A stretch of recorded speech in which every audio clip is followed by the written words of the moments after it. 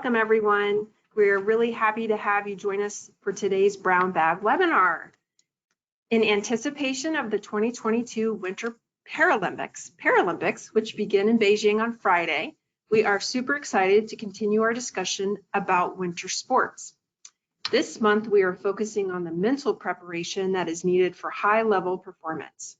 Today, we are pleased to welcome Dr. Stephen Gonzalez as our presenter. We have changed up our focus for today's talk. Instead of our usual research-focused presentation, Dr. Gonzalez is going to share his applied work with us. Today, he's going to discuss how mental performance consultants work together with other members of the sport performance and sports medicine teams to prepare athletes for Olympic competition.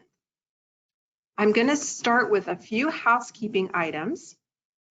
If you have any trouble hearing or seeing the webinar, please hang up and join again. It's most likely a problem with your internet connection. Stephen's going to talk for about 30 minutes, and then we'll have time for question and answer. If you have questions throughout the presentation, please type them into the question area on the GoToWebinar platform. If you purchased a CEC for today's webinar, you need to watch the entire webinar to receive your CEC. The one CEC will be applied to your ACSM account within 2 weeks. When the CEC is accessible, an email will be sent to verified viewers with instructions on how to access the CEC documentation. Okay, at this point, I'd like to tell you more about our presenter. Dr. Stephen Gonzalez is a certified mental performance consultant through the Association for Applied Sports Psychology and is the Corrigan Family Assistant Athletics Director for Leadership and Mental Performance at Dartmouth College. At Dartmouth, Dr. Gonzalez serves 35 sports and roughly 1,000 NCAA Division I and Ivy League student athletes on their mental skills development, leadership development, and team dynamics. As part of the Dartmouth Peak Performance Program, Dr. Gonzalez is part of the team behind the team, integrating with sports medicine, strength and conditioning, academic and career planning, nutrition, sport and clinical psychology, and sports science to help athletes achieve holistic and comprehensive excellence in and out of competition. He has worked with athletes at the high school level to professional and international level, active duty infantry in the U.S. Army, concert musicians, and business leaders. He received his PhD in exercise and sports science from the University of Utah, his master's in kinesiology from Georgia Southern University, and his bachelor's in psychology from the University of Pittsburgh, where he was an NCAA Division I distance runner on the track and cross country teams. Welcome, Stephen. We're really thrilled to have you today. And at this point, we're going to turn it over to you for your presentation. Excellent. Well, thank you, Dr. Kraft, and welcome to everybody that's listening. I look forward to hopefully instilling a little bit of more how-to and kind of what things look like in action as we kind of discuss preparation of athletes. And so before we get started, I want you to really think about some pivotal moments from the last Olympic Games that we had, so the ones that just ended in Beijing. And what are some moments that stood out to you, and how did not just the physical preparation play in, but the mental preparation? And as you think about those examples, think about questions that you might want to ask regarding it, but also use that as a framework as we walk through, okay, what are some approaches that we can take as professionals in sport and performance that can enhance not just athlete performance, but overall well-being, and making sure that we keep sport something that's fun. And so those are the big goals that I have whenever I'm working with anybody or any team, is I want to make sure that we are enhancing well-being and enjoyment. And if we do those two things, normally we can really get some enhanced performance, which is great. So I'm going to walk through a couple of slides here that kind of just briefly introduce us to what psychological skills training entails. And then we're going to get into structurally what that looks like. So Many of you, if you're into programming, exercise programs, or strength and conditioning programming, etc., you know how to program. But what does that look like on the psychological side of things? And so my hope is we're going to get into a little bit of the details there and give you some insights as to, all right, well, how can I interplay some of the work that I might be interested in doing with some of the psychological preparation? And also, if you're a researcher, start to think about what are some questions that I might gain from maybe doing more of an integrated approach to your research where you're examining some psychological factors and how they interplay with some of the physiological outcomes that you may be wanting to explore. So let's get rolling with some of the science and a little bit of the behind the scenes approach here. So what is mental training is a great question to start with. A lot of people have a hard time grasping what this entails. We have a lot of buzzwords nowadays like, oh, just be resilient, or be mindful, and oh, mindfulness cures everything. And I caution us to not get so caught up in some of these very trendy entities that are available to us. Yes, mindfulness absolutely has a place in mental training. Visualization has a place in mental training. All of these are important, but the comedian Stephen Colbert once said, what is mental training? Is it drop and give me 20 contemplations? Instead of drop and give me 20 push-ups. And he basically, by cracking that joke, he really, I think, encompasses a lack of understanding of what this is. And so if we think about what mental training is, it's a deliberate approach to giving people coping skills, cognitive skills, emotional regulatory skills, so that they can be quote unquote mentally stronger or tougher, but that they're able to navigate and regulate themselves to meet specific demands that are placed upon them. That's really what we're trying to do. We are trying to equip people with the skills and self-awareness to go to different strategies to help navigate really difficult situations or demanding situations. And if we look at from a strength and conditioning coach's perspective, a strength and conditioning coach is trying to equip somebody to have the physical strength to draw upon whenever you are performing. Well, in mental training, we are trying to do the same thing, except we are looking at how can we train various cognitive strategies, thinking strategies, acceptance-based strategies, so that we can have a sense of comfort and confidence to perform. So getting into a little bit more of what are some kind of building blocks for building the optimal mindset for performance. Here are some general categories that individuals are looking to develop or sustain. Confidence, so your belief in your ability to be able to do something. Focus, being very cognizant and aware of where your attention lies at any moment. Having resilience, so the ability to be able to bounce back from adversity or failure, be able to withstand stress. Being goal-oriented, having goals and making sure that you have a plan in place to pursue those goals. And so anybody can set a goal, that's easy, but what are we doing to make sure that we are systematically preparing ourselves for long-term goal-directed behavior? And that's where we see a lot of people kind of fall off whenever we're setting goals. Energy management, how am I regulating my emotions? How am I regulating my arousal level? Because at any moment of the day, we go from a state of low arousal to high arousal. Or if we wanted to tie a hip hop term to it, you go from 0 to 100 real quick. So at any moment, you could have a threat present itself and you can go from a state of low arousal to high. And in competition, we tease that out. And so, yeah, we heighten arousal levels even though we may not train at that arousal level. So how do we manage that? How do we get back to a place where we're able to handle ourselves? Motivation. None of this happens without motivation. That's why it is central right here.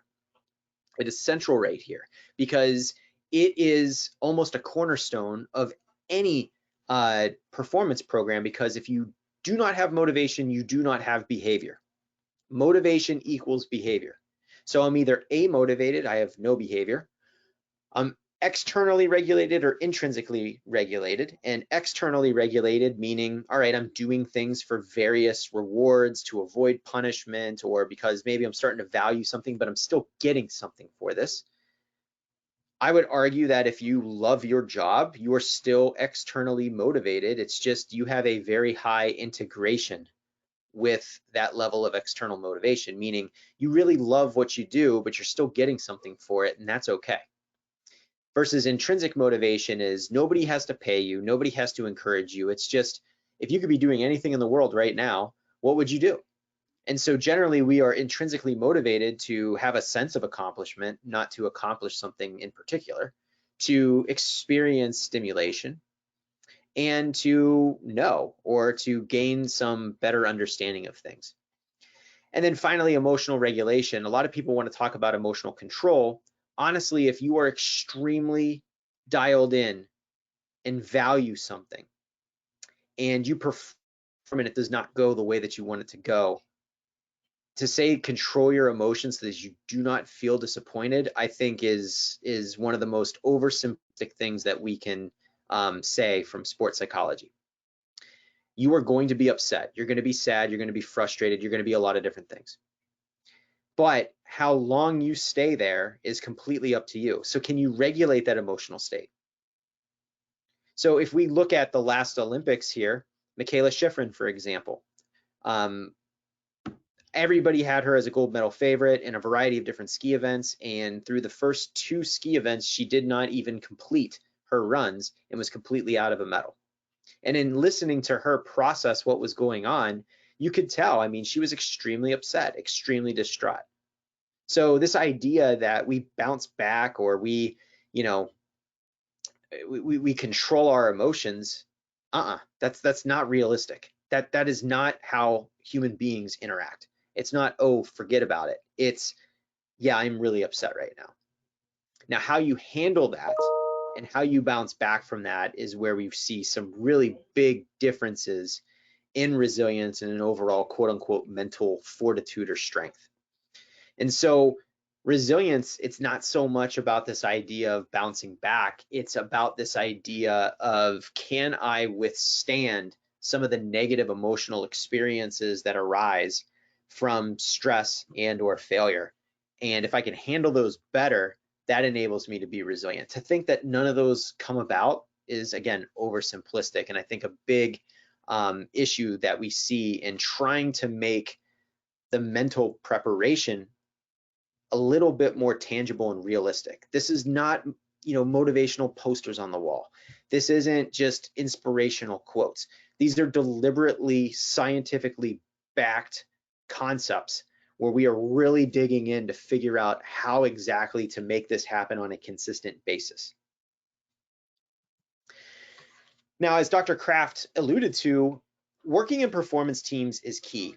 Every single athlete that you see from the United States of America, at least, is supported by a team behind the team.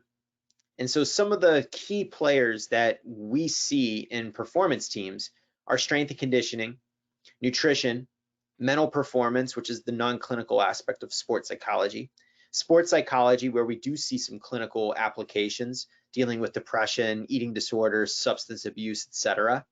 Sports medicine, as we look at doctors and athletic trainers. And I think within strength and conditioning, we can also look at the exercise scientists that are doing a lot of measurement and evaluation of the efficacy of a training program. But essentially, every single performance is a data point that encompasses all of these areas. All of these areas. And so what this looks like, so at Dartmouth, again, 1,000 student athletes, 35 sports. We have a lot of winter athletes here. Our alpine and Nordic ski teams are historic. We've had a lot of success. In fact, Dartmouth had 8 alumni student athletes in the 2022 Beijing Olympic Games. So we have had some incredible success. with producing Olympic athletes from our athletics department. And as we examine, what that looks like in terms of helping student athletes, if I have a student athlete come into my office and they complain about fatigue, I'm starting to look at where do we start to categorize this? Is this due to stress? Is this due to life stress, academic stress, the stress of training? If it's stress of training, where are we in a periodization? Are we in a state of overreaching? Are we getting dangerously close to burnout? If the person is fatigued, but they're starting to lose an appetite to want to do things, are we now dipping in towards clinical depression? And is that a sports psychology consult? Is this due to nutritional deficits? Is this due to a lack of sleep, etc.? So whenever you see a decrease or an alteration in performance, there's a variety of different elements that go into explaining potentially why that happened. And so it is absolutely vital that we do a deliberate job of working together, working in concert, and working in sync to make sure that we are comprehensively and holistically supporting athletes. And so in many places, these key players are siloed. One of the things that drew me to Dartmouth as a professional is the fact that we are not siloed in these areas. We are an integrated team where we are meeting regularly to discuss ways that we can comprehensively help our student athletes achieve sustained success. So with this in mind, what actually goes into mental preparation? If I'm going to work with an athlete, whether it's a skier, ice hockey player, curler, etc., what kind of approach are we going to take? And so Rainier Martin is one of the original main influences in contemporary sports psychology. And Martin developed a guide to training programs as it pertains to sports psychology. And I think that this is really nice to just take a look at, okay, what are we looking to do? And then how do we back end build this program? And so the thing that we have to ask ourselves is, what is the overall goal of your program? And those of you that do exercise programming or sport performance programming, that is a question that you ask yourself regularly. But we have to do the same in sports psychology and mental performance. So are we trying to build confidence? And what are the exercises we want to put in place? Is it to increase emotional regulation? Is it to, if we're looking at a team, enhance the team dynamics to make sure that there's more clear communication, etc.? All of these things are good questions that we can ask. And then, okay, what are the sessions we would like to build into creating this? And it doesn't just end there. It also involves other members of the performance team. So if I'm going to do work with a team on developing confidence and having better visualization skills for performance, I'm then going to go to the strength and conditioning staff and say, how are there opportunities in the strength and conditioning center for us to reinforce some of this language and to enable some of these skills to be practiced while we're training, not just on the ice or on the field of play? And so if we have these conversations, we could start to work together in a very deliberate manner to make this happen. Now, the tenets of psychological skills training programs, these are assumptions that we made, that we have to make. One, athletes need to be responsible for themselves. I always say that you are an expert on you. I can't tell you how to feel or how you should feel. So it's important for us to make sure that we are enabling autonomy. Enhancing an individual's self-worth is of key importance here. So we really want to make sure that that is front and center. People become more worthy by becoming more competent. How are we giving people little wins? That doesn't mean we constantly find silver linings and make excuses, but if people aren't seeing gains and it's been 2 weeks, what are we doing to keep that person focused on trying to be better when they're struggling? Essential qualities for being successful are skills that can be learned. Self-awareness is the first step because you've got to know yourself and what your tendencies are, specifically your patterns of thinking and your responses to particular situations. And skills in psychological skills programs or PST programs, they are done through systematic training. So what does that structure look like? It is important to always introduce during the off season or in early preseason training. I always like to use the excuse, of course, when am I seeing student athletes or Olympic athletes for that matter? Generally when there is an issue. And at that point, we're already at the games or we're already at a competition. And now I'm supposed to be introducing new ways of thinking. That's very, very dicey. You wouldn't say, oh man, I need to get stronger. I haven't lifted all year, so I should start lifting weights because it's playoff time. No. And so I have to do a lot of work to make sure that we are doing the best that we possibly can to get these skills introduced early so that they could be reinforced and not just putting a Band-Aid on a shotgun wound, so to speak. Again, being intentional, having a specific initiative, ending with assessments or some activity to work on until the next meeting, and then finally journaling. I'm real big on journaling. So it's important because it helps increase that self-awareness. It develops really good habits. It enables people to reflect, and it goes back to incorporating what I like to say are sustains and improves. So at the end of every training session and at the end of every practice and competition, the athletes that I work with, you need to come up with 3 sustains, 3 things that you felt like you did well that you want to continue to do, and 3 improves. What are those 3 areas that you know you need to improve upon, and can we make an intention for next training session to work on one of those improves? As we look at phasing, and this is almost like a periodization, so to speak, what are we doing pre-competition? In prep, we are making sure that our preparation is accordingly to whatever the competition and the site is asking of us. And I think what's really interesting is, can we engineer the environment? So if we're going to work on making sure that people are prepared for what they're going to experience, are we creating more crowd noise? So let's say you're a speed skater. Well, last time I checked in the United States, World Cup events, American Cup events, it's not like you have thousands and thousands and thousands of fans there like you would in Olympic Games. The noise level is going to be much higher. How are we enabling us to prepare the environment and training so that it replicates what you're going to experience? Because that adrenaline rush could completely offset your ability to perform. On site, what are the goals for the day? Adjusting if needed, and then instituting what I like to utilize a lot is the eyes off, or the individual zone of optimal functioning. This is asking athletes to identify emotional states where they perform at their best and what are those intensities of those emotions. And then we check in. Where are we? Are we a go, or are we in the warning zone that I'm too high? How do we dial those things in and out? Then pre-event routines, we're incorporating the mental skills that we've worked on. We have a little bit of a checklist.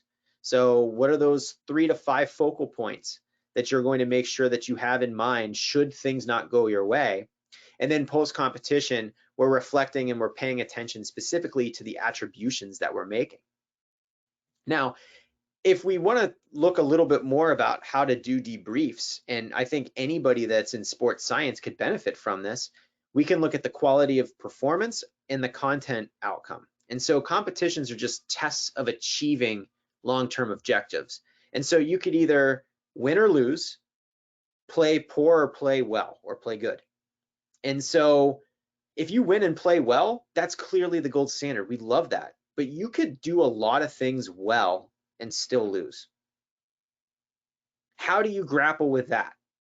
I think that this is extremely important for us to see as a category, because statistically, I've seen a lot of teams and athletes play really well. It's just, I mean, I've seen hockey teams, for example, and this happened in the men's tournament this past Olympics, where teams are getting outshot 45 to 18 or 20, and they lose 1-0. statistically, you dominated possession. Statistically, you had twice as many shots on goal, less penalties, etc. It's just one bad bounce.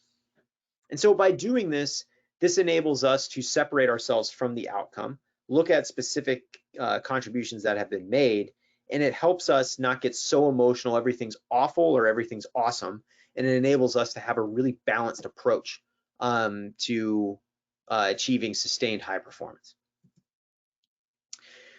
I talked about building resilience, and I think it's important for us to consider some research implications here.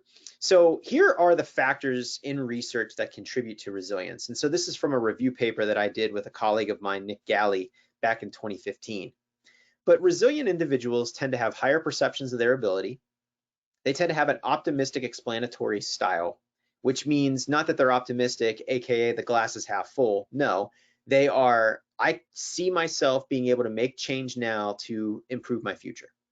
They tend to have lower state anxiety, meaning in the moment of competition, they tend to have lower anxiety. They have high achievement motivation and they're motivated to adapt.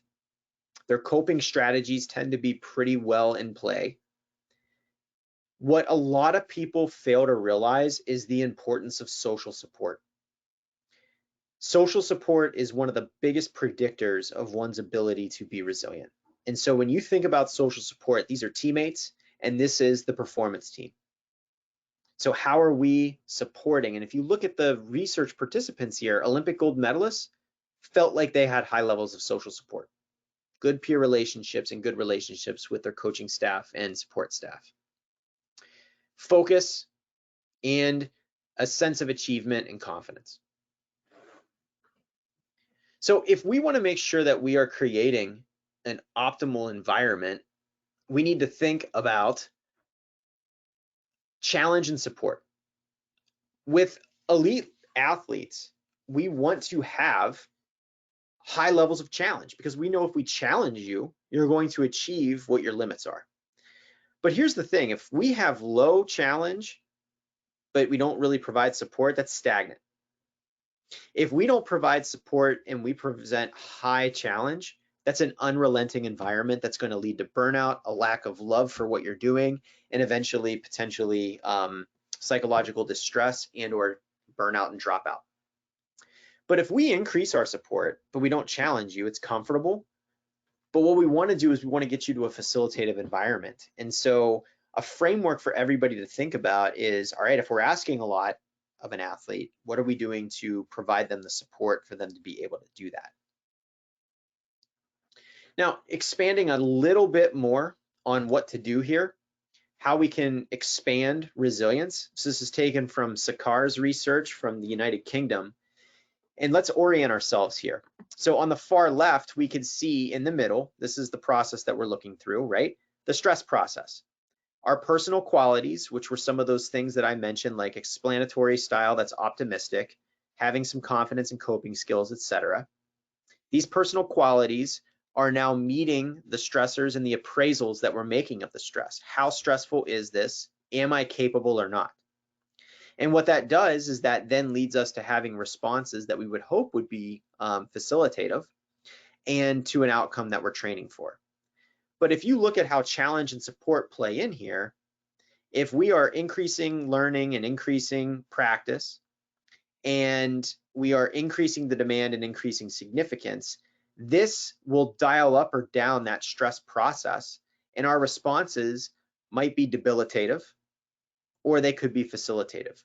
But it's important as we look at how we're challenging and how we're supporting, how do we dial up or down so that we can have a very facilitative process to achieve the outcome that we want. And this isn't just psychological stress, this is also physical stress as well.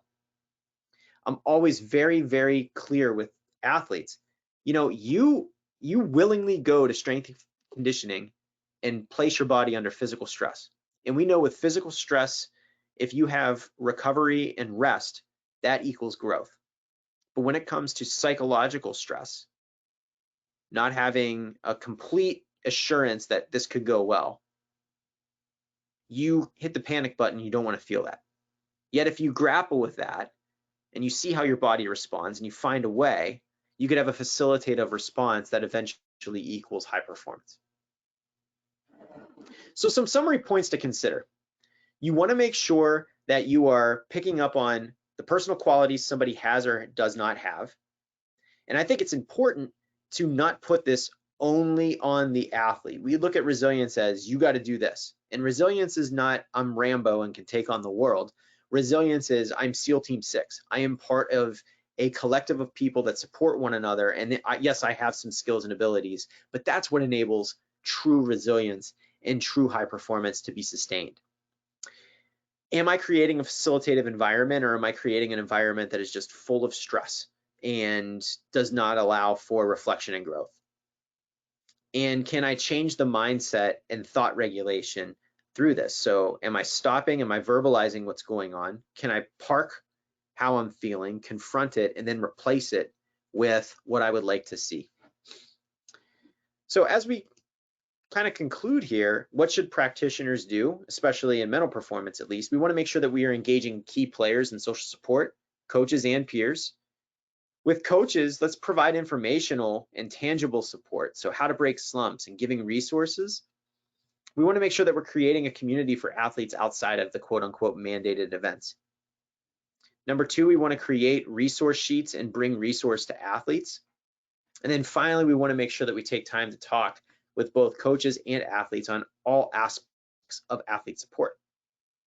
And that seeking help and seeking support does not make you weak, it makes you resourceful and shows that you are continually trying to get better every day.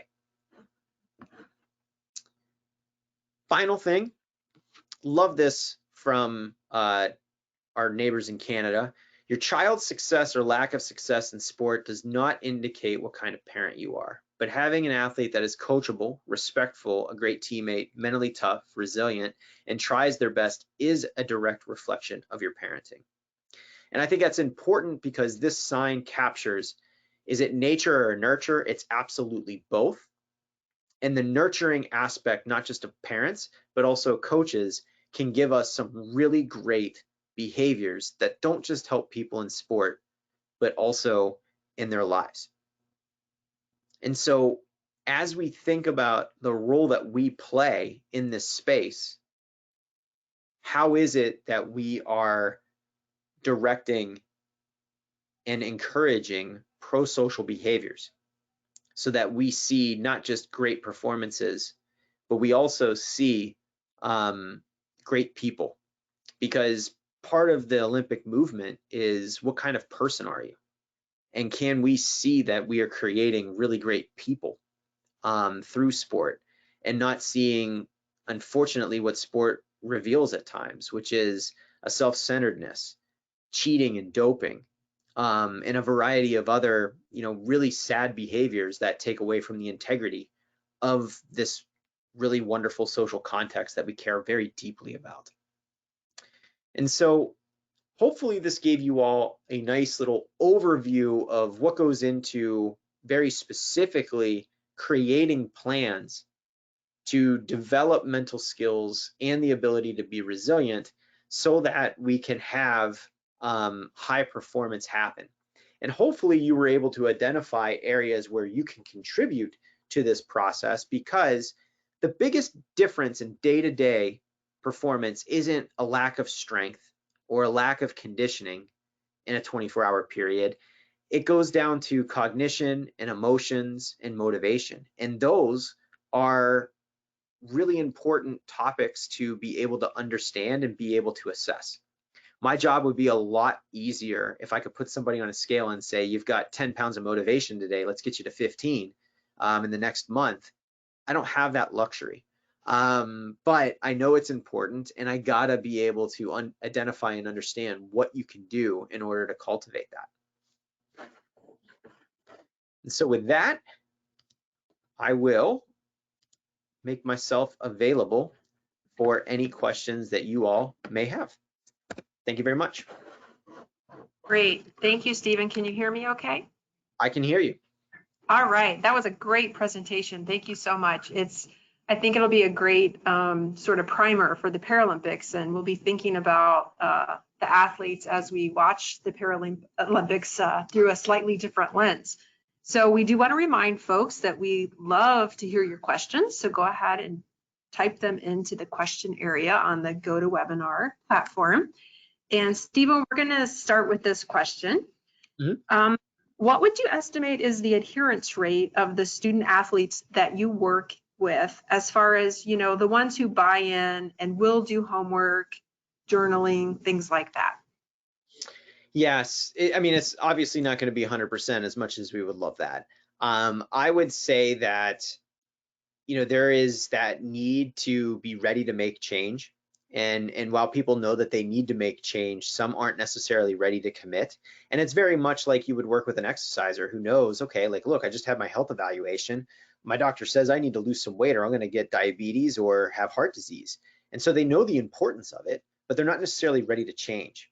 And so oftentimes it's helping people, you know, really develop that understanding that they need to make these changes, and here's why, and are they seeing the benefit, et cetera, and kind of nudging towards that. But overall, of the athletes that I see, and again, I don't necessarily see every single athlete here, but I'd say the adherence is probably around 70%.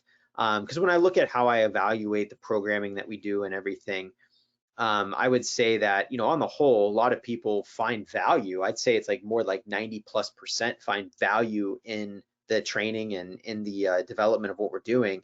But, you know, again, when it comes to adherence, I'd say, okay, well, everybody values it. I'd say adherence kind of, and it's going to fluctuate. So sometimes people get a strategy, it works for them, they ride that out, and then they think they don't need to do it anymore. And then all of a sudden they revert back and they're like, I don't know what happened. And it's like, well, if meditation is something that helps you and, you know, you decide not to do it, how is that any different from, you know, knowing that strength training is going to help you, but are you going to stop strength training? You know, the answer is no. So it's not a one-off thing, like I did it and I'm good. You have to systematically be mindful, systematically, you know, be intentional in order to have that sustainability over time.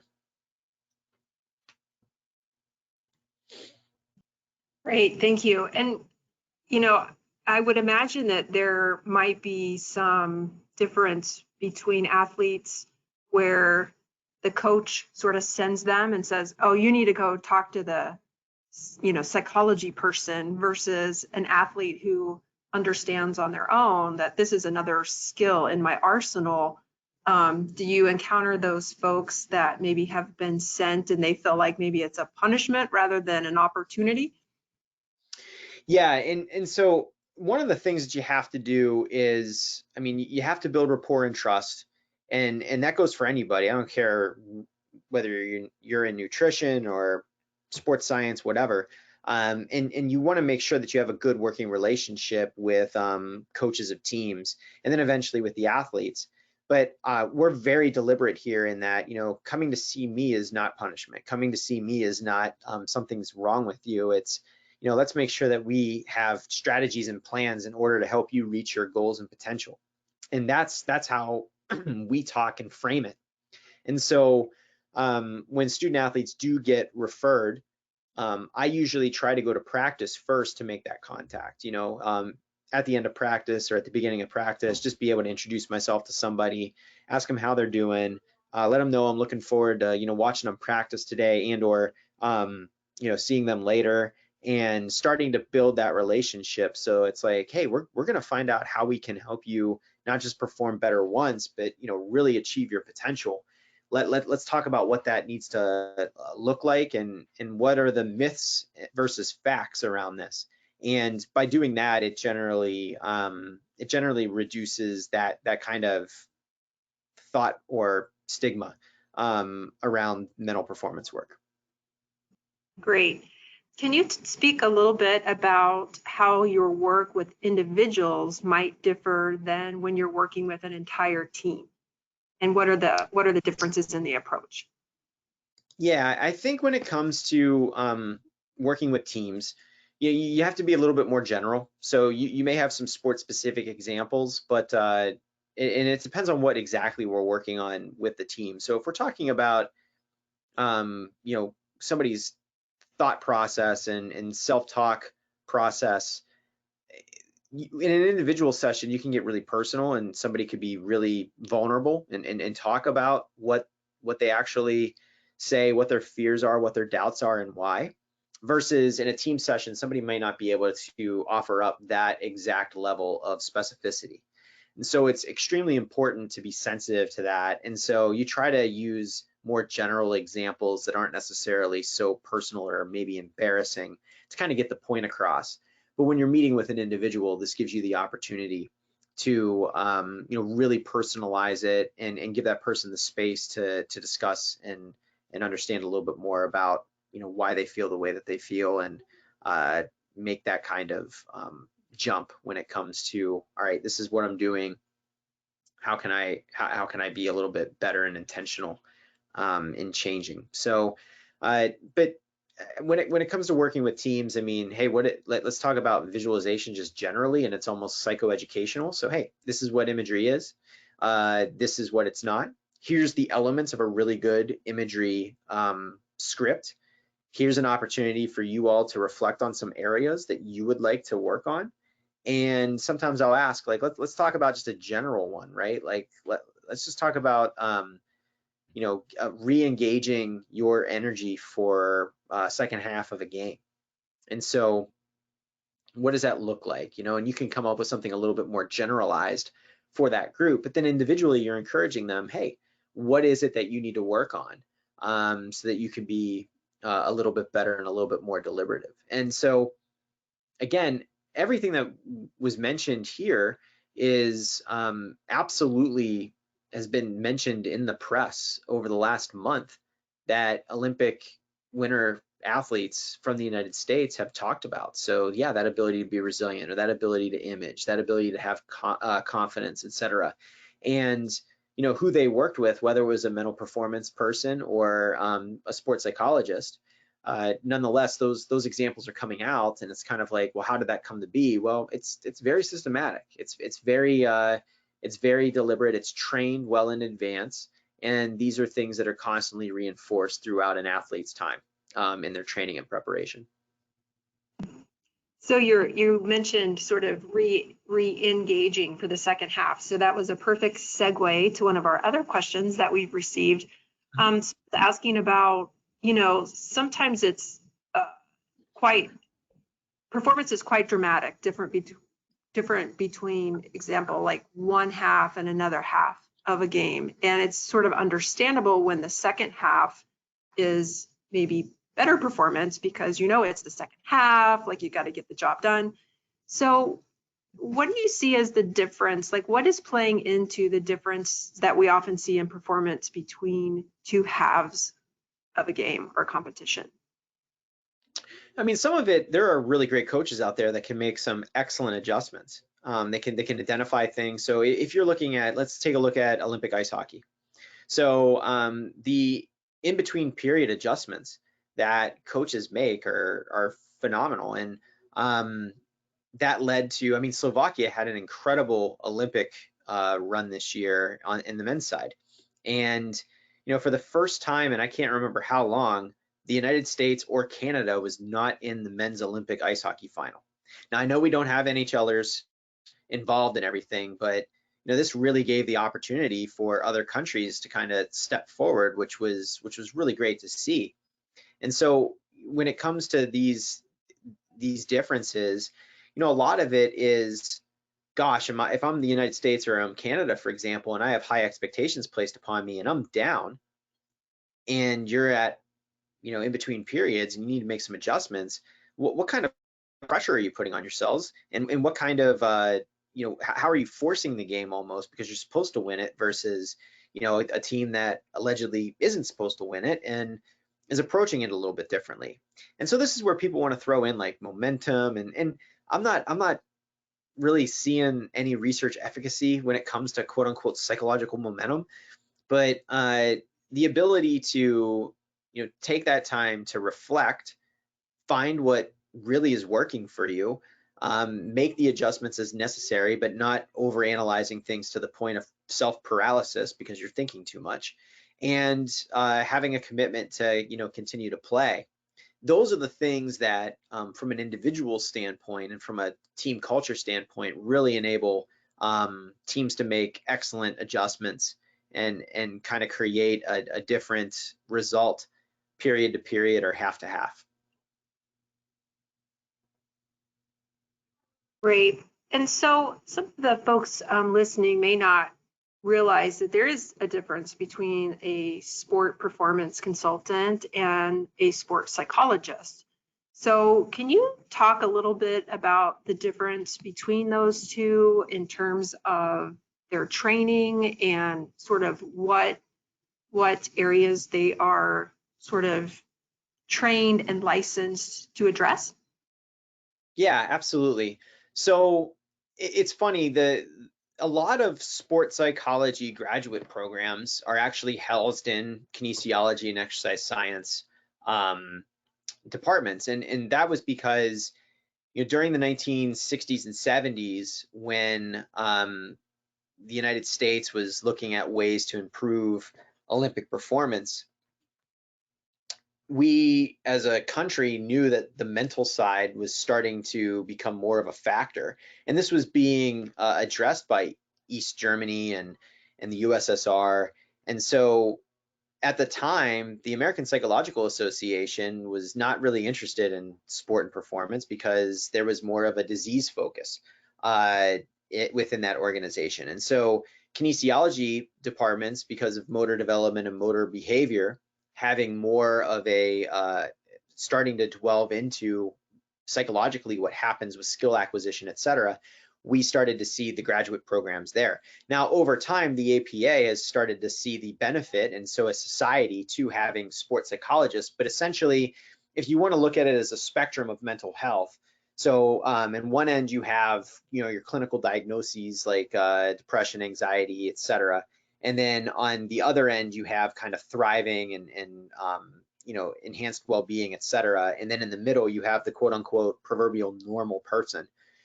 Psychology has looked to take abnormal to normal, whereas mental performance has looked to take people from normal to supernormal.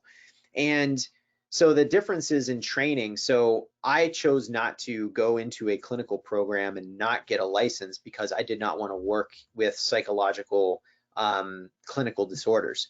And so I chose predominantly an exercise science kinesiology path so that I could work with.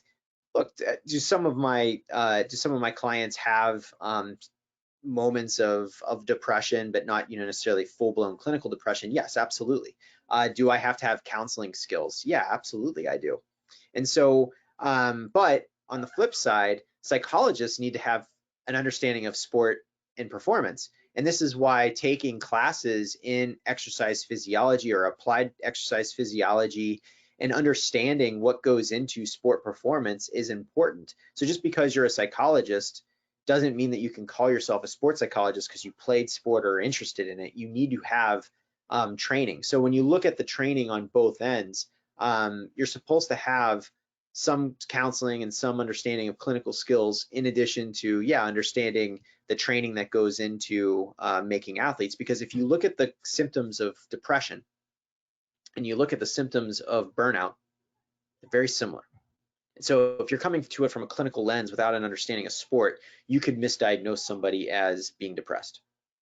And so it's really important to have that. So in the world of mental performance and sports psychology, you kind of have two tracks: those that go a clinical route but get sports science and can be a sports psychologist, so they can treat psychological illness and issues in addition to doing some performance enhancement work. And then you have your certified mental performance consultants, who are those that are working predominantly on performance enhancement and not not working with a state of illness. But it's important to make sure you understand when to refer, just like anybody should that's a highly qualified professional.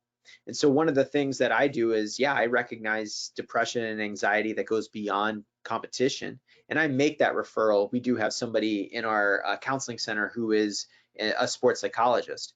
And likewise, he'll be overrun sometimes with clinical things and see that, oh, this is a performance issue, let me make the referral to Stephen.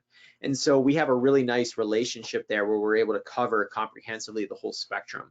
But whether you're a clinical psychologist or a mental performance person, CMPC, or Certified Mental Performance Consultant, is the only standard of training and certification that we have in the field. And so there are licensed people with CMPC and there are non-licensed people with CMPC.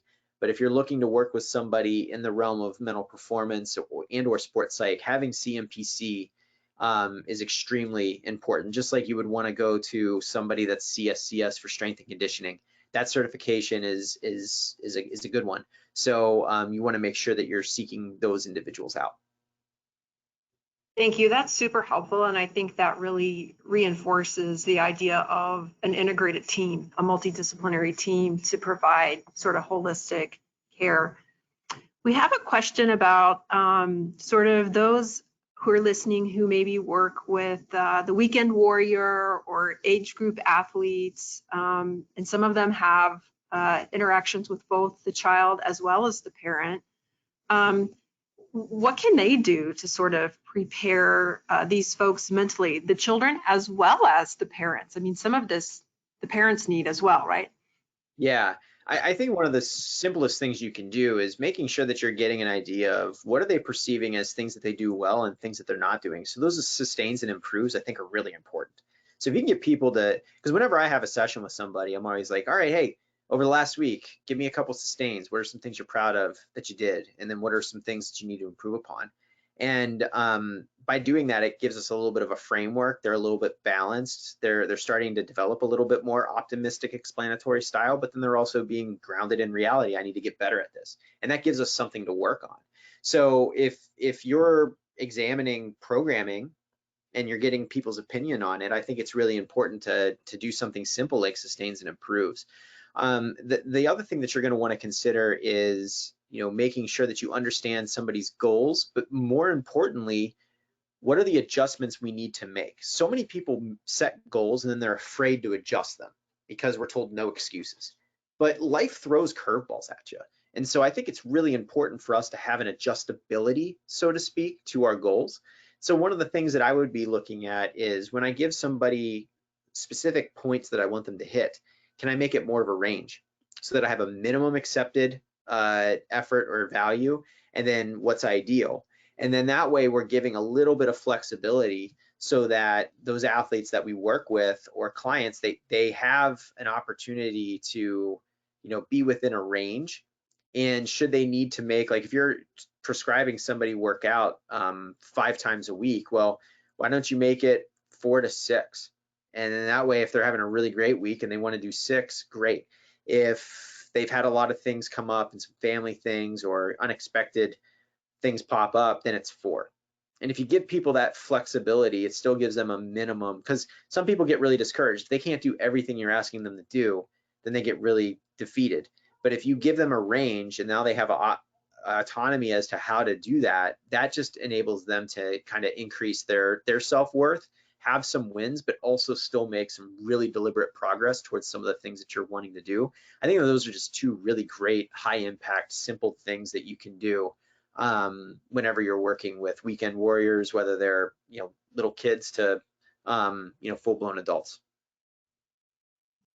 Great. And do you have any strategies or recommendations? I call it more of a mastery mindset rather than an outcome mindset. But what, for folks where they need to sort of be redirected towards personal performance rather than a true focus on, outcome like win-loss, do you have strategies or recommendations for that? Yeah, I think so we'll refer to that as task orientation or ego orientation. So task orientation is when we have that mastery mindset. I want to get better. I want to see self-improvement, etc.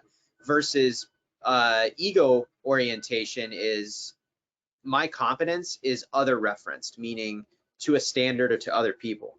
And so in order to encourage, one of the biggest things I ask athletes is, can you control how much your opponent trains, sleeps, eats, etc.? The answer is no. So why is that the standard of your excellence? How are you getting better? And so we're all told to control the controllables, but what does that actually mean? So I'll have people draw a circle on a sheet of paper, and it's just like, in that circle, I want you to write the word pacer. And I know ACSM is based in Indianapolis, so that's an easy thing for you guys to remember. But a pacer is, you're focused on your preparation, your attitude, your concentration, your effort, and how you respond to situations. You have total control over those things. So if you want to be a pacer for your life, I don't care if it's officiating, field conditions, etc. I mean, when I speak to skiers, they talked about how the Beijing course actually wasn't even that difficult. And one of the reasons why Michaela Schifrin had the issues that she had was because she felt like she needed to ski harder because it was easier, because it wasn't going to have that big separation of time on more difficult courses that she's better at. It's kind of like some PGA professionals hate playing on slower greens because the faster greens is where they're a little bit more predictable and you could see big differences in performance. And so, in that regard, it's like, well, who cares that the course is easier or whatever? I mean, you still got to ski it in a way that, makes sense to you. And so one of the reasons why we saw such drastic differences in performance is because of the way that she approached those that competition, which was quite interesting. And so be a pacer, right? Everything else, you put it outside the circle. You can't control it. And whenever you get overwhelmed, you redirect yourself to get there. Great. My last, I guess, question A and B sort of are going to try to represent several of the questions that have come in. So number one, for folks who are looking to add, psychological skills training to their athletic department or to their team, where would be a great place to start? And then the other sort of question that keeps coming is, do you have any resources? Do you have any websites that you would recommend that people visit? Do you have any examples of journaling, specific journaling formats that you recommend that people could have access to? Yeah, so when it comes to including this in an athletics department, obviously if you can find somebody who's a certified mental performance consultant in your area, that's a great person to reach out to. And this also goes into part B, which is resources. So CMPC is through the Association for Applied Sports Psychology, or AASP. So if you go to appliedsportspsych.org, you will find a consultant finder. You could search by state, by expertise, etc., and get an idea of who's available potentially in your area to help. When it comes to basic textbooks or some good resources, I mean, Weinberg and Gould's Foundations of Sport and Exercise Psychology is the most utilized undergraduate textbook, but there's some pretty decent examples in there. I also like Applied Sports Psychology. That's Gene Williams' textbook, and there's a lot of really great examples of mental skills, like examples of visualization scripts and imagery scripts there, and some other just more tangible aspects. So those are some really good places to start, just to kind of self-educate and or potentially think about some creative ways to include some of that into your programming. Or like I said, you could reach out to a CMPC, a certified mental performance consultant. When it comes to other resources, I mean, ASP has some great resources on its website where you can access different topics and ideas. They have some really excellent videos talking about various topics as well, and a good YouTube channel. I'm a big fan of some recent books that have come out that I think are that do a great job of just kind of distilling some really complex things, such as Peak Mind, which is Dr. Amishi Jha's book. So Dr. Jha is a huge researcher in the field of mindfulness, and so a lot of her work does with mindfulness-based attention training, and so she really does a great neuroscience job of breaking down how mindfulness works and how to do it. And so that's a really great book that I think, since that's such a big thing right now, helps us better understand and direct people to how to do it as well as possible and get the max benefit from it. When it comes to journals, I mean, I just have people kind of keep their own journal. I do know that there's a couple of journals that are available out there. I think James Clear has one, who's the author of Atomic Habits, that I've heard good things about, but I'd have to look a little bit more specifically into that. But I do know that there are some like high performance oriented journals that some people utilize, and I think there's a couple that have been listed on Amazon as well that have had some really high customer reviews and everything. So all of those I think would be really great resources.